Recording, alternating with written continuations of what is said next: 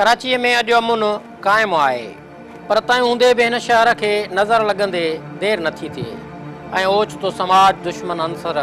को अहिड़ो वाक़ियो करे छॾीनि था जंहिंसां सॼी सूरत हाल हिकदमि तब्दील थी वञे थी। ताज़ो बल्दिया साने जो मुख्य जवाबदार अब्दुर्रहमान उर्फ़ बोलू खे गिरफ़्तार कयो वियो आहे, जंहिं वरी फैक्ट्री खे बाहि ॾींदड़ असगर जो नालो खंयो आहे। साॻी रीत वरी कानून लागू कंदड़ इदारनि पारां MQM जे हिकु MPA कामरान फारूक खे दहशतगर्दनि जी मिलंदड़ शाहिदियुनि ऐं शक ते गिरफ़्तार करे वरितो आहे।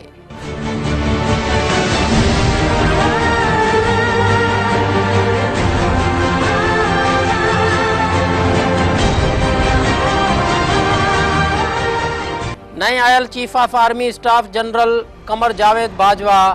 बि साॻे ई अज़म खे वरजायो आहे त कराचीअ में मुकमिल अमुन क़ाइमु थियण ताईं ऑपरेशन जारी रखियो वेंदो।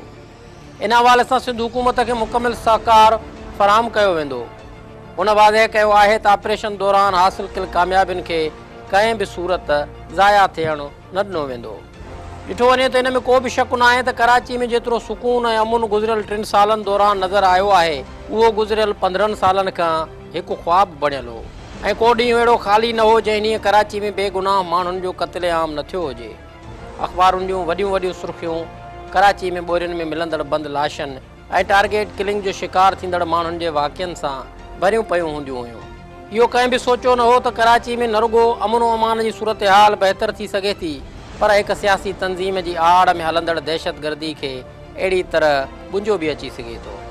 जो हुन सां लाॻापियल दहशतगर्दनि खे ॻोल्हे ॻोल्हे गिरफ़्तार करे अदालती कटहरे में बि आंदो वेंदो। कराची शहर अंदरि सियासी सूर ऐं केतिरे ई वक़्त खां थींदड़ दहशतगर्दी न रुॻो कराची पर सिंध जे ॿियनि शहरनि खे बि तमामु घणो मुतासिर कयो आहे। थोरी थोरी ॻाल्हि ते सूबे अंदरि हड़तालूं आम बणिजी वियूं हुयूं, जंहिं करे न रुॻो सूबे जी मईशत खे कापारी धकु लॻो हो, पर कारोबारी, तालीमी ऐं ॿियनि समाजी सरगर्मियुनि खे ॼण त अबाइज बणाए छॾियो वियो हो। पुलिस अहिड़ी सूरत हाल में ॼण त बिल्कुलु हीणी ऐं बेवस बणिजी चुकी हुई। अहिड़ी हालत में अॻूणे आर्मी चीफ